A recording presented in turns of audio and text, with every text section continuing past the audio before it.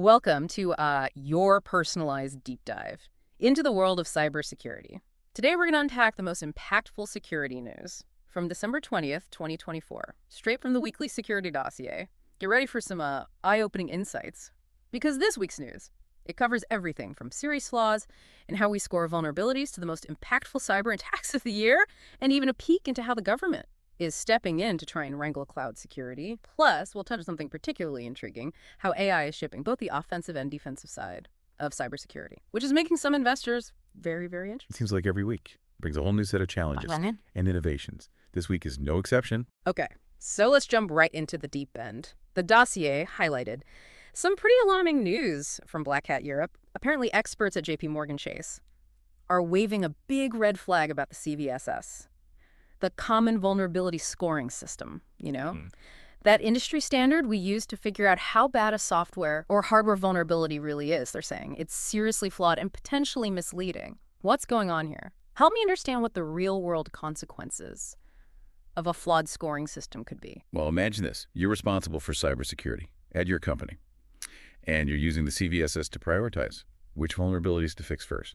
You see one labeled critical and another labeled medium. Naturally, you focus on the critical one. Right. But what if the scoring system itself is broken? What if that medium vulnerability is actually a much bigger threat, but the CVSS just didn't catch it?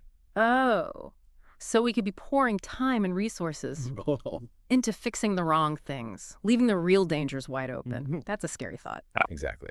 And that's precisely the concern these experts are raising. They argue that the CVSS, in its current form, might be giving us a false sense of security. It could lead to misdirected remediation efforts, wasted resources, and a skewed understanding of where the real cyber risks lie. They even went so far as to propose an entirely new scoring model at Black Hat, one that takes into account the exploitability of a vulnerability in the context of your specific environment. So instead of relying on a generic score, you'd get a more tailored assessment of the actual risk to your organization. Wow. That's a pretty significant shift. It sounds like this could potentially revolutionize how we approach vulnerability management, making it much more targeted and effective. But speaking of real threats, let's move on to the cyber battlefield of 2024. The dossier highlighted the top 10 most impactful cyber attacks of the year, which, as always, is a bit sobering. It is. Seeing those headlines always makes you realize just how persistent and sophisticated cyber criminals are becoming. Absolutely. So instead of just running down the entire list, let's dive into one or two that were especially significant. What really stood out to you this year? And more importantly, what do these attacks tell us about how our cybersecurity strategies need to evolve? Well, one trend that really jumped out at me is the rise of attacks exploiting vulnerabilities in supply chains. Think of it like this.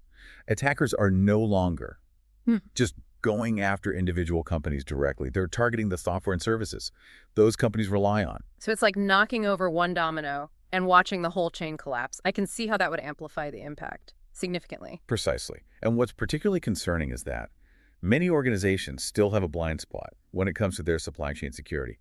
They focus so much on their own defenses that they overlook the potential risks posed by their partners and vendors. What we're seeing is that a single weak link anywhere in that chain can be exploited to devastating effect. That's a really good point. It highlights the need for a much more interconnected approach to security. Right. We can't just operate in silos anymore. Right. Exactly. Organizations need to start thinking about security as a shared responsibility, not just within their own walls, but across their entire ecosystem of partners and suppliers. They need to understand their dependencies, assess the risks, and collaborate on security measures to ensure that everyone is pulling their weight. It sounds like a wake-up call for a lot of companies. And speaking of wake-up calls, the Weekly Security Dossier also mentions some new mandates from CISA, the Cybersecurity and Infrastructure Security Agency, specifically BOD 25 ELSER 1. It seems like Uncle Sam is stepping in to try and get a handle on cloud security. For federal agencies, can you break down what this binding operational directive is all about and why it's making waves? Sure. Essentially, a binding operational directive, or BOD, is a set of mandatory cybersecurity practices that federal agencies must follow. In this case, BOD 2501 focuses on securing cloud environments, starting with Microsoft 365. So they're basically saying, if you're going to use the cloud, you have to do it securely. And here's exactly how. Exactly. And it's not just about ticking boxes. CISA is serious about enforcing this. They're requiring agencies to implement specific security controls, monitor their cloud environments for threats, and report any incidents promptly. And while the initial focus is on Microsoft 365, they're planning to expand this to cover other cloud platforms, like Google Workspace as well. Wow. It sounds like they're really trying to raise the bar for cloud security across the board.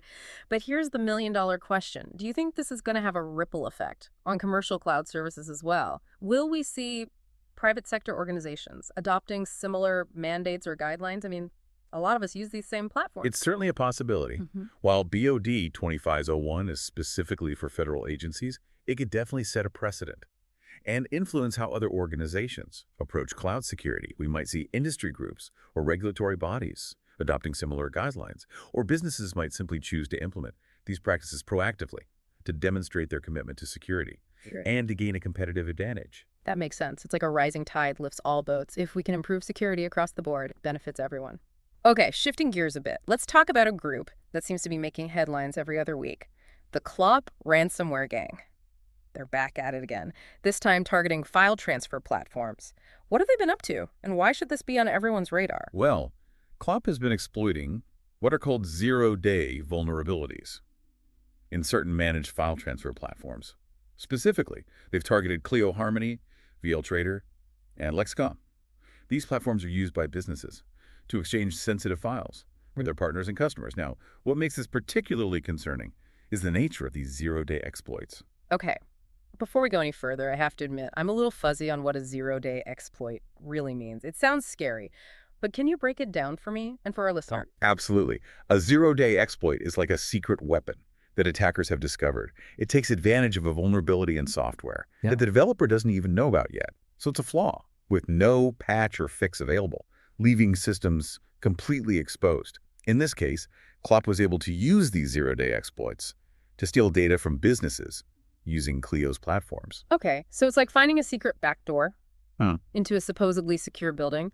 And what makes it worse is that nobody even knows that door exists until the thieves have already cleaned the place out. That's a great analogy. And that's precisely why zero-day exploits are so dangerous. They catch everyone off guard. Right. Now, in the case of Clop and these file transfer platforms, the impact goes beyond just the companies that were directly attacked. Remember what we were saying about supply chains? Oh, right. These platforms are used to share data between businesses, so this could have a ripple effect throughout entire industry. Exactly. A breach in one company's file transfer system could expose sensitive data from their partners and customers, creating a cascade of compromised information and potential legal liabilities. It really highlights the importance of proactive security measures, including threat intelligence and vulnerability management, to try and stay ahead of these evolving threats. It's like you said before, you can have the strongest lock on your front door, but if the thief finds a secret passage through your neighbor's basement, it doesn't really matter. That's a great way to put it.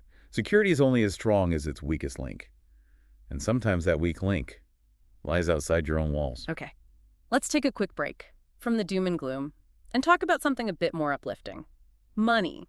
Not in the sense of ransomware payments, of course, but in terms of cybersecurity investments. The dossier mentions that Gartner is predicting a substantial increase in cybersecurity spending, reaching a whopping $212 billion globally in 2025. What's driving the surge, and what does it tell us about how cybersecurity is being perceived at the highest levels of business? I think it's a combination of factors. First, there's no denying the increasing frequency and sophistication of cyber attacks, like the ones we've been discussing, are spooking a lot of companies. Boards are finally starting to understand that cybersecurity is not just an IT issue. It's a business risk that can have a devastating impact on their bottom line, their reputation, and their customer trust. So it's less about fear and more about recognizing that cybersecurity is actually a critical business enabler. Exactly. It's about protecting their assets, ensuring business continuity, and maintaining the trust of their customers and partners. And as businesses become more reliant on technology and digital transformation initiatives, they're realizing that cybersecurity is no longer optional. It's essential. That's a much better way to frame it. Cybersecurity isn't just a cost center. It's an investment in resilience, growth, and long-term success. But thinking of costs, Gartner's prediction about the rise of AI in cyber attacks is a little unnerving. They estimate that 17% of attacks in 2025 will involve some form of AI. Doesn't that mean we'll need even more investment to counter that threat? Well, it's not quite that straightforward. The thing about AI is that it's a double-edged sword. While attackers are certainly using it to enhance their capabilities, the good guys are also leveraging AI to bolster their defenses. Wait, so AI is both the problem and the solution. That's a fascinating twist. Tell me more about this AI arms race. How is it being used on both sides? On the offensive side, attackers are using AI for things like bywhacking, crafting incredibly convincing phishing emails, automating the discovery of vulnerabilities, Huh. and even developing new malware that can adapt and learn in real time. So it's like giving the bad guys superpowers. In a way, yes.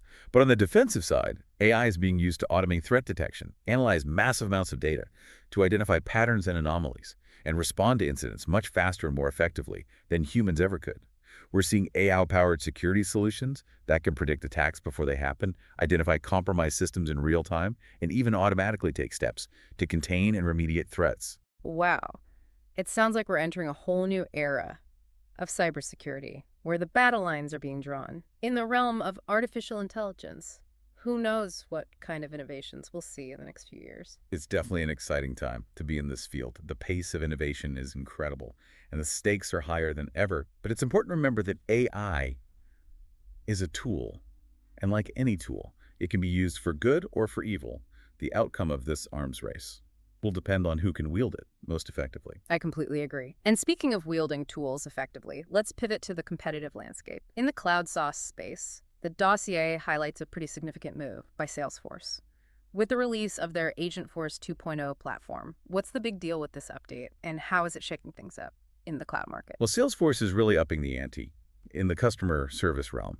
You see, Agentforce is their platform for managing customer interactions. Yeah. Think phone calls, emails, online chat, social media, the whole 9 yards. And version 2.0 is all about supercharging it with AI. Okay, so it's like giving customer service reps a secret weapon to handle even the trickiest situations. Exactly. Imagine a rep being able to pull up the exact information they need in a split second, Yeah. even if the customer's question is super complex. Agentforce 2.0 uses AI to enhance reasoning and data retrieval so reps can quickly find the right answers and solutions. That's a huge time saver, both for the customer and the company. No more endless hold music or getting bounced around from department to department. But it sounds like it goes beyond just providing quicker answers. Is there more to it? Absolutely. Salesforce is really pushing the boundaries here. They're using AI not just to react to customer issues, but to anticipate them. By analyzing all that customer data, Agentforce can actually predict what a customer might need help with, even before they reach out. So we're talking proactive, personalized support, even before the customer realizes they need it. That's pretty impressive. It seems like Salesforce is aiming to completely redefine what customer service looks like. They certainly are. And they've already got some big names on board. Accenture, IBM, and Indeed are all early adopters of Agentforce. It'll be interesting to see how this impacts customer expectations across different industries. It's like raising the bar for everyone. Companies that don't keep up with this kind of AI-driven customer service might find themselves falling behind. Okay, so we've got Salesforce making waves in the customer service arena, but what about the bigger picture of the cloud market? Any other trends or developments worth noting? Well, as more and more businesses move their operations and data to the cloud, security naturally becomes a top concern. We're seeing a huge surge in investment in cloud security solutions. That makes sense. We've all seen the headlines about those devastating cloud breaches, and no company wants to be the next victim. Exactly. Companies are realizing they need robust defenses, strict access controls, and a solid plan to ensure they're complying with all those industry regulations. It's all about minimizing risk and protecting that valuable data. Which reminds me, we talked earlier about CISA and their new cloud security mandate for federal agencies. What's your take on how that might impact the private sector? Could we see similar guidelines becoming the norm for everyone? It's certainly possible. While those mandates are specifically for government agencies, they often set the tone for best practices. Across industries, we may see private companies voluntarily adopting those same security measures, either to improve their security posture or to assure their clients that they're taking data protection seriously. It's like setting a higher standard for everyone, which when it comes to security is never a bad thing. But even with the best technology and the toughest regulations, we can't forget about the human element. People are often the weakest link. in the cybersecurity chain. You're absolutely right. We can build the most secure systems imaginable. But if someone clicks on a phishing link or uses a weak password, all those efforts can be undermined in an instant. It always comes back to that, doesn't it? No matter how sophisticated the technology gets, we need to make sure people are equipped with the knowledge and skills to navigate this digital landscape safely. Exactly. Cybersecurity awareness training isn't just a checkbox to tick off, it's an ongoing process. Especially now, with AI being used to craft even more convincing phishing attacks and exploit vulnerabilities. So it's not enough to just tell people to avoid suspicious emails or to create strong passwords. We need to give them the tools to think critically and make smart decisions online. Exactly. We need to help them understand the real risks, the potential consequences, and how their actions can impact not only their own security, but also the security of their organization and everyone connected to it. It's about empowering people to be active participants in their own security, not just passive targets waiting to be exploited. Couldn't have said it better myself. Cybersecurity is a shared responsibility, and we all have a role to play in creating a more secure digital world. Okay, let's circle back to a topic we touched on earlier. Those JP Morgan Chase experts who are raising concerns about the CVSS, that system for scoring vulnerabilities. Can you dive a little deeper into what their concerns are and how this could impact how organizations prioritize their security efforts? Their main argument is that the CVSS, while widely used, may not accurately reflect the real-world risk of a particular vulnerability. It relies on a generic scoring system that doesn't always take into account the specific context of an organization's environment. So you could have a vulnerability that gets a relatively low CVSS score, but in your specific setup, it's actually a much bigger threat. Precisely, and this could lead to companies misallocating their resources, focusing on fixing the wrong things, while leaving themselves vulnerable to more serious attacks. The experts are calling for a more nuanced approach to vulnerability assessment, one that considers factors like the exploitability of a flaw within a particular network, the potential impact of a successful attack, and the organization's overall security posture. It's like a doctor giving a patient a general diagnosis without taking their individual medical history into account. It might not be the whole picture. So how would this new approach to vulnerability scoring actually work in practice? Well, one idea is to move away from a single generic score and towards a more personalized risk assessment. Instead of just seeing a number, security teams would get a more detailed analysis of the vulnerability, its potential impact on their systems, and recommendations for mitigation based on their specific environment and security controls. It sounds like this could be a game changer for vulnerability management, Yeah. making it much more precise and effective. But it would also require a significant shift in how we think about and approach security. Absolutely. It would require better collaboration between security teams, IT departments, and business leaders to understand the unique risks facing each organization and to prioritize their security efforts accordingly. It's a more holistic approach that recognizes that security is not just about patching vulnerabilities. It's about understanding and managing risk in a complex and constantly evolving digital landscape. That's a really important point. It's not just about fixing the technical flaws. It's about understanding the bigger picture and making informed decisions about where to focus our efforts.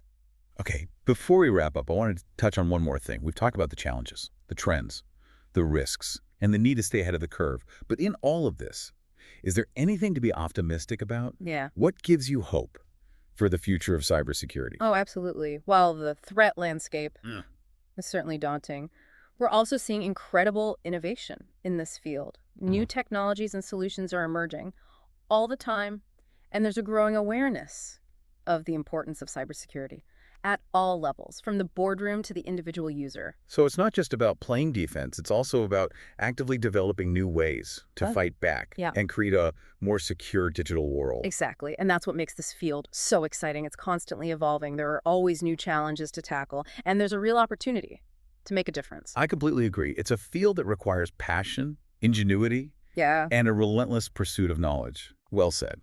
And that's exactly what we strive to bring you with every deep dive. It's been a whirlwind tour of the cybersecurity landscape, hasn't it? We've covered everything from AI-powered attacks to the importance of supply chain security, and even a deep dive into how vulnerability scoring might be getting a much-needed overhaul. It's amazing how much ground we've covered, and it just goes to show how dynamic and multifaceted This field really is. And to our listener, thank you for joining us. On this deep dive into the Weekly Security Dossier, we hope you've walked away with a better understanding of the forces shaping the cybersecurity world, and maybe even a few new insights to apply to your own work. We always aim to deliver those aha moments, those sparks of understanding that can help you stay ahead of the curve. And if you're craving even more cybersecurity goodness, we highly recommend checking out the full Weekly Security Dossier podcast. They go into even greater depth on these topics and bring in a wide range of expert voices, which is always fascinating. It's a fantastic resource for anyone who wants to stay informed and engaged in this ever-evolving field. Now, before we sign off, we like to leave you with something to ponder, a thought-provoking question. To spark further exploration, we've talked a lot about the amazing technological advances in cybersecurity, from AI-powered defenses to sophisticated threat detection systems. But in the midst of all this innovation, it's easy to overlook the human element. It's true.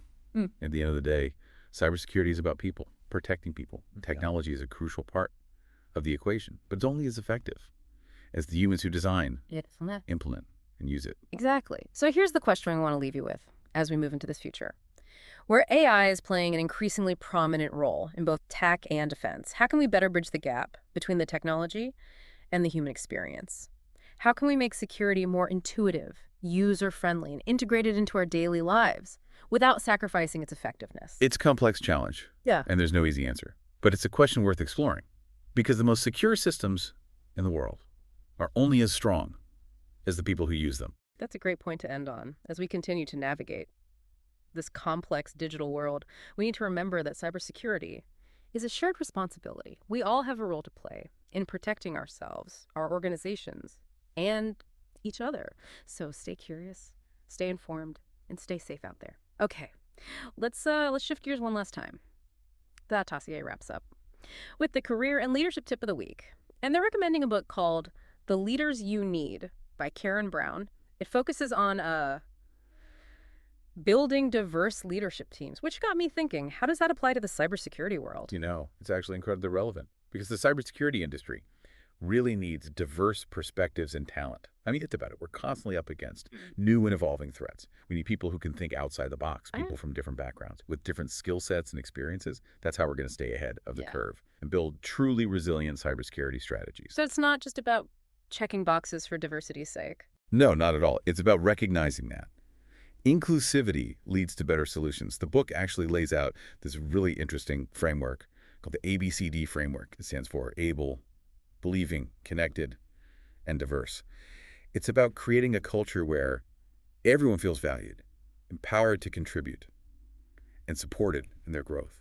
It sounds like a recipe for a strong and innovative team. Exactly. And when it comes to cybersecurity, that's exactly what we need. It's been a whirlwind tour of the cybersecurity landscape, hasn't it? Okay. From AI-powered attacks to the importance of supply chain security, and even a deep dive into how vulnerability scoring might be getting a much-needed overhaul. It's amazing how much ground we've covered, and it really highlights just how dynamic and multifaceted this field is. Absolutely. And to our listeners, thank you for joining us on this deep dive into the Weekly Security Dossier. We hope you've walked away with a better understanding of the forces shaping the cybersecurity world, and maybe even a few new insights to apply to your own work. We always aim to provide those aha moments, those sparks of understanding that can help you stay ahead of the curve. And if you're hungry for more cybersecurity insights, we highly recommend checking out the full Weekly Security Dossier podcast. They go into even greater depth on all these topics, and they always have fantastic guests. It's a great resource for anyone who wants to stay informed and engaged in this ever-evolving field. Now, before we sign off, we like to leave you with something to ponder. A thought-provoking question to spark further exploration. You know, we've talked a lot about the rise of AI and cyber attacks and how it's driving a need for even more investment in security measures. But here's the thing, how do you think the increasing sophistication of these AI-driven attacks will change the way businesses approach cybersecurity awareness training for their employees, I mean? Will we need to rethink our strategies entirely? Will the old methods still be effective? It's something to consider as we move into this new era of AI-powered threats. And that's it for this week's Deep Dive. Thanks for joining us, and stay safe out there.